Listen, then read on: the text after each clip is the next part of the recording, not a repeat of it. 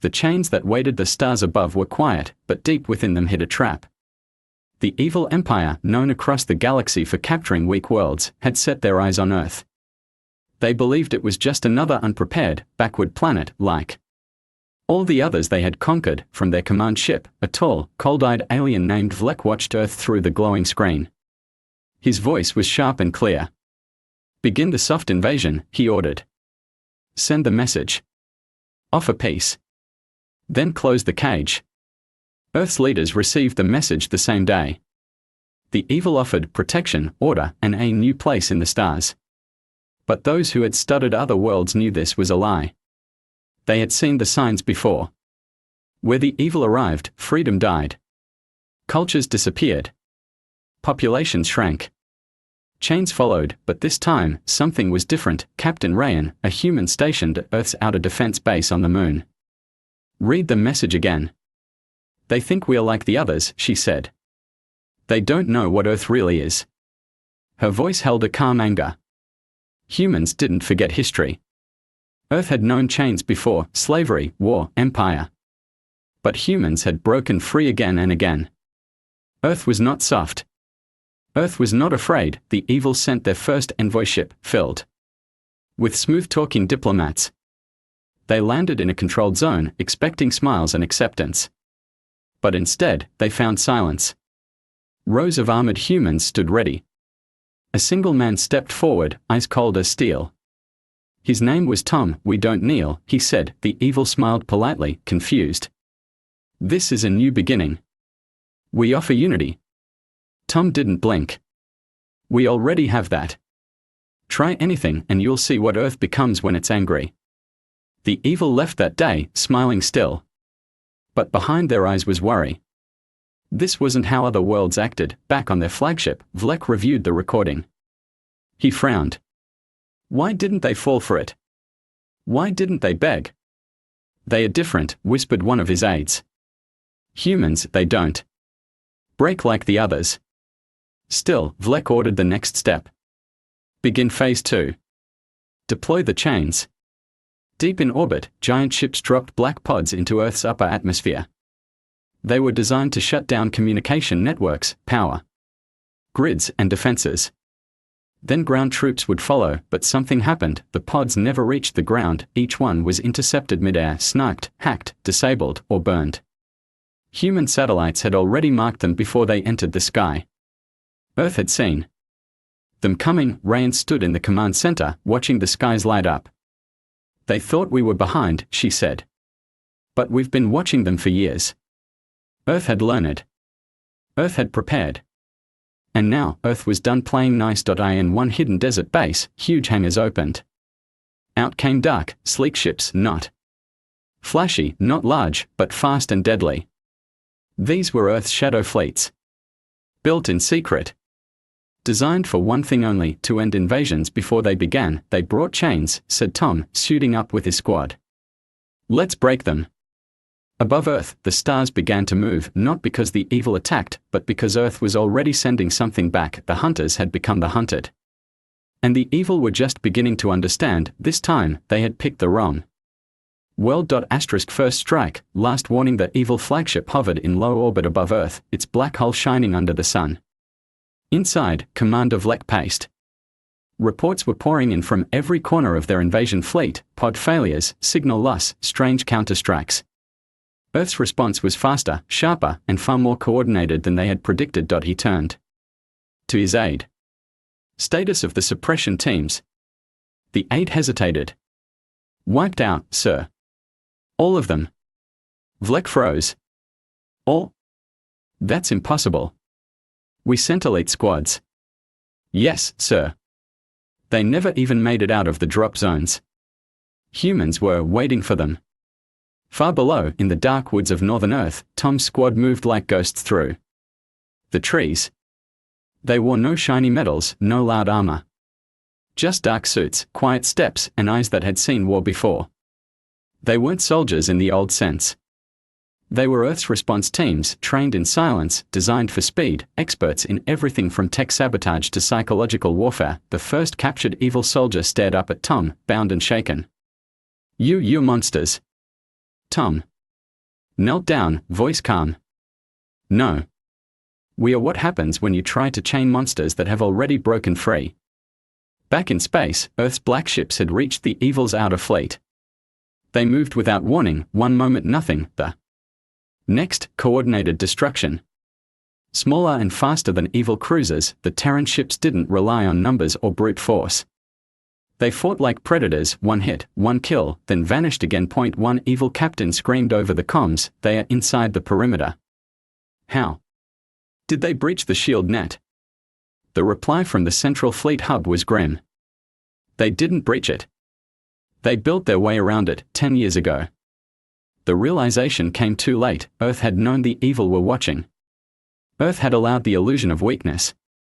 While the evil believed they had the upper hand, humanity had been preparing underground bunkers, skywatch networks, secret fleets, and defense satellites hidden as space junk. Humanity wasn't just fighting back, they were leading the war now. On the moon, Captain Ryan stood before a holographic map.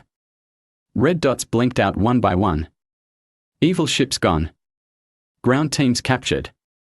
The Earth's counterstrike was spreading like fire, they thought. We were prey, she said quietly. But we've always been the wolves. The evil's mistake wasn't just attacking Earth. It was underestimating Earth. In panic, Commander Vlek sent a transmission to Earth's leaders. His voice no longer carried pride. "This is a misunderstanding," he said. "Let us discuss. Peace." Earth didn't respond. Instead, a single message was broadcast across the entire evil fleet in their own language, calm, clear, and final. "You came to enslave us. You failed. Now you leave. Or you vanish." The evil fleet hesitated. Some captains began to retreat. Others tried to charge forward, but it didn't matter anymore, because Earth wasn't asking. It was finishing what had been started, and the stars began to burn. The fall of the Chainmasters. The evil had once broken worlds with fear alone. Their arrival was usually met with surrender, not resistance. But Earth had flipped the script. Now, the once proud fleet commanders shouted over open comms, not orders of domination, but desperate calls for help. "Shields failing. We are surrounded. They are inside our systems. They've taken the core. We can't breathe. What is this gas?" Inside Earth's secret command base below the Arctic ice, Captain Ryan stood before a live feed of the chaos in orbit. Each blinking icon represented an evil ship being disabled, boarded, or destroyed. No ceremony. No mercy. She turned to her crew. "We keep going. No warnings. No delays." They had their chance. Back in orbit, the Terran strike ship Iron Wind tore through an evil destroyer like a knife through soft metal. Inside, Tom's squad moved through tight corridors, neutralizing resistance with clean, quiet efficiency. Tom paused as he passed a display showing the evil's planned occupation schedule. Maps of Earth, chains and camps marked in red. He muttered. "They already thought they owned us." One of his squad mates kicked over a crate full of subjugation collars. "Not anymore." Tom raised his comm unit. "Ship secure. Send it spinning. Let the others watch." A moment later, the captured evil destroyer lit its engines, empty of its original crew, and began drifting toward the center of the evil formation. The other alien ships moved to make room, confused. Then the Iron Wind triggered its core to overload. The explosion was silent in the vacuum of space, but blinding. The shockwave shattered a cluster of evil cruisers before their shields even rose. The evil flagship shook violently. On the bridge, Commander Vlek gripped a railing as red lights flared across the ceiling. He turned to his aide. "Retreat. Signal the fleet to retreat. Earth isn't a target, it's a curse." But it was already too late. Terran stealth frigates had encircled them. New signals were detected. More human ships. Not large in number, but impossible to track, impossible to outmaneuver. Each one came with a message, spoken in perfect evil: "Leave now. This is your last moment above this world." In orbit, more evil commanders began to panic. One tried to run. His engines exploded. Another tried to hide on the dark side of the moon. Human satellites found him instantly. On Earth, civilians watched the sky as streaks of fire passed overhead, debris from evil ships falling through the atmosphere. The news spread fast, Earth was winning. Earth had turned the invaders away. In a small village, an old woman wiped her eyes as she watched a report on a cracked tablet. They thought we'd fall, she said softly. They didn't know we stood up long ago. Meanwhile, in the command room, Captain Ryan stared at the last blinking evil fleet beacon. It hovered for a moment, then disappeared. She took a breath. They are gone, a tech whispered. Ryan replied, no. They are defeated. That's different. Earth had done more than survive. It had destroyed the myth of the evil's power. Across the galaxy, word would spread, of humans who would not kneel, of chains that shattered in their hands, and Earth was no longer just a backwater planet. It was the new center of fear. The message that shook the stars, once distant and cold, now trembled with whispers of Earth. Word of the evil's crushing defeat spread like wildfire, faster than light across relay networks, diplomatic circles, black markets, and military channels. One word was on every tongue: humanity, not the fragile, untested species many believed, but a force that shattered empires and walked through fire without flinching. In the Council core worlds, high-ranking members met behind sealed doors. These were the rulers of trade, war, and diplomacy. For generations, the evil had acted as enforcers. Now that pillar had collapsed, they destroyed a fleet, one ambassador said in disbelief. Not repelled.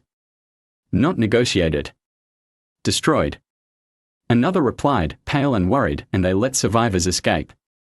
That's not victory, that's a warning. Across the galaxy, independent systems began to rethink their treaties. Planets once too afraid to resist now removed evil banners from their skies. Others began reaching out, not to the Council, but to Earth. On Earth, life was far from normal. Cities rebuilt quietly. The sky still held streaks of fire from falling wreckage. But pride burned brighter than any fear. At a secret base near the Andes Mountains, Tom and his squad walked through a long tunnel lit by blue-white lights. He had been summoned for a private meeting. In a steel-lined room sat a quiet woman in a simple uniform. She was no politician, she was part of Earth's true leadership. The kind that didn't appear on broadcasts. She looked up. You did well. Tom nodded once. They thought we'd be slaves. She replied, now they wonder if we are the new masters. Tom didn't smile. We don't want to rule. Just to be left alone. She tapped her fingers on the table. We are past that now. Too many watched. Too many want to test us. Or join us. Tom raised an eyebrow. Join. She slid a datapad toward him. Dozens of transmissions, some from outer colonies, others from unknown regions, refugees, soldiers, rebels, former prisoners of the evil. They want to come here. Or fight with us. They see Earth as hope now. Tom stared at the list.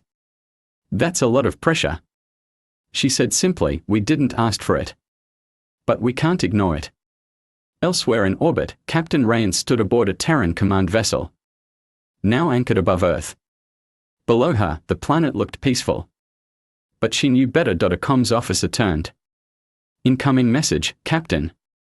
From the remnants of the evil fleet. Ryan's voice was firm. Put it through. The image that appeared was broken and flickering. Commander Vlek, once proud, now hollow-eyed, I speak, for what remains of our command, he began, voice slow and bitter. We misjudged your world. We ask only that you do not chase us further. Let us leave. Ryan said nothing. We surrender, he added. The evil empire no longer exists. Ryan leaned forward. And the prisoners on your other conquered worlds? Vlek hesitated. We will release them. Her eyes narrowed. Not good enough. You'll return them, along with every record of your invasions and every name of those you took. Then, maybe we won't come looking for the rest of you. There was silence on the channel. Then, Vlek bowed his head, the screen went dark. A low murmur passed through the command deck. For the first time, Earth had demanded something of an empire and been heard. Captain Ryan turned. Prepare a broadcast. All systems. All channels. What message, Captain? She answered without pause, this is Earth. We are free. And if you come with chains, we will break them, every time. Asterisk. Chains melt in fire. Ryan's message didn't just echo across Earth's sky, it hit the galactic network like a thunderclap. Billions across the stars heard it. In mining colonies and hidden rebel camps, on fringe stations and prison moons. It played again and again, this is Earth. We are free. And if you come with chains, we will break them, every time. To some, it was a challenge. To others, a spark of hope. In the ruins of a former evil slave station on the rim, ragged survivors, human and alien alike, gathered around a dusty, cracked screen. They had suffered in silence, waiting for help that never came. Now they watched Earth ships descend like shadows. No symbols. No parades, just rescue. Inside one of the command centers, Tom stood at the edge of a hangar ramp. The air was thick with smoke and burned metal, but behind him stood dozens of Terran soldiers, silent, armored, calm. The enslaved were afraid at first. They had been conditioned to fear uniforms. But then, a little alien child stepped forward. She pointed at Tom's patch. It read one word in clear black letters, EARTH. She didn't run. She reached out. Tom knelt and offered a canteen of clean water. You're safe now. A roar filled the air, not of fear, but relief. Across the station, prisoners realized what had happened. The Empire was falling, and Earth had brought the hammer. In the inner systems, the Galactic Council scrambled to regain control. Debates turned into shouting matches. Old alliances fractured, they shattered the evil, one counselor cried. That fleet was the backbone of our deterrent. Another snapped, Earth must be brought under control. A third whispered, how? With what fleet? The humans just broke the only one that tried. Fear had crept in now. The kind that didn't fade with numbers or technology. Because Earth had done something worse than destroy ships, they had destroyed belief. Back on Earth, Ryan sat at a simple desk. She wasn't in uniform now, just a quiet room, a camera, and a direct link to the stars. This wasn't a military message. This was something else. Her eyes met the lens. We don't want war. We don't want territory. But if you take freedom from others, if you wear chains and raise whips, we will not ignore it. Earth has seen pain. We remember slavery. We remember invasion. And we remember rising. She paused. Then spoke the last line slowly, so if you come for us, come ready for fire. Because Earth will never kneel. In deep space, on a rogue evil colony, news of the defeat reached the last warlord still holding prisoners. He watched Earth's broadcast in silence. Outside, strange signals filled the sky. Fast. Precise. Human. The warlord turned to run. He never made it out the door. Terran soldiers burst in, swift and wordless. In less than a minute, the base was secured. No speeches. No celebration, only freedom. For the first time in generations, that moon knew peace, and on the wall of the command room, they left a symbol behind, a shattered chain, painted in white. Asterisk. The fire that spread word traveled fast across the stars. It wasn't just that Earth had defeated the evil, it was how they had done it. With speed, with silence, and with a fire that didn't burn cities, but burned away the idea that any world had the right to enslave another. In underground bunkers. In distant orbiting farms, in old starships drifting past forgotten moons, whispers became voices. Voices became oaths, and now those oaths had names, the Earth Accord. It started as a loose pact. Small worlds, scattered colonies, broken peoples, and free world traders began aligning, not through conquest or fear, but through one promise. No chains. Not ever again, and at the heart of it all stood Earth. In a darkened council hall aboard the Terran vessel Resolve, Captain Ryan sat with leaders from 7 newly liberated systems. Some looked nothing like humans.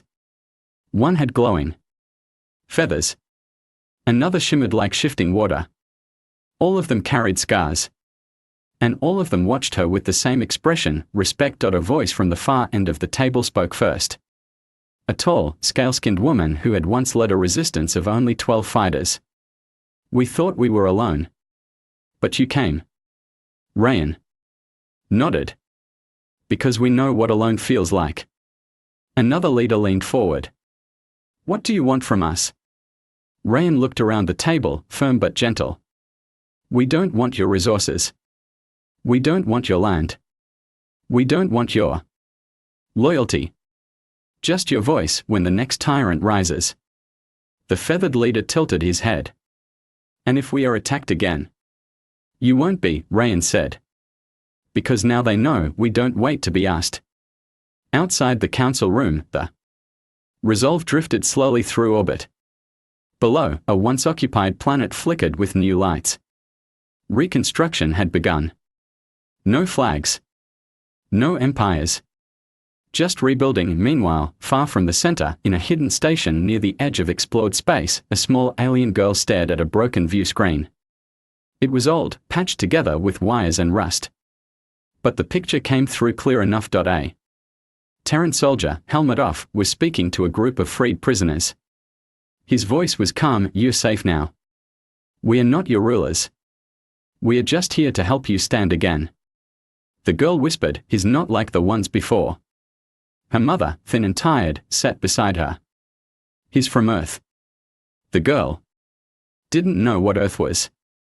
But she knew one thing, for the first time in her life, she felt like the future had light in it. In a military hangar deep beneath Earth, Tom stood with his team, weapons locked away for now. He stared at a wall lined with symbols, markings of each colony Earth had helped free. There were 20, then 30. They were running out of space on the wall. One of his squad mates, a quiet man named Dale, spoke. It's spreading. People are starting to fight back on their own now. Tom replied, that's the point. Not to fight for them. To remind them they can. Another added, but what if someone stronger than the evil comes? Tom looked at the stars on the screen, then we'll remind them too. And above it all, in the silence between systems, deep space shivered. Empires took notice. Hidden powers watched. Some prepared retaliation. Others drew back in fear. The old rules of the galaxy were breaking, and at the center of it all stood a blue world with a simple message: freedom is worth fighting for, and Earth would answer any call that tried to take it away.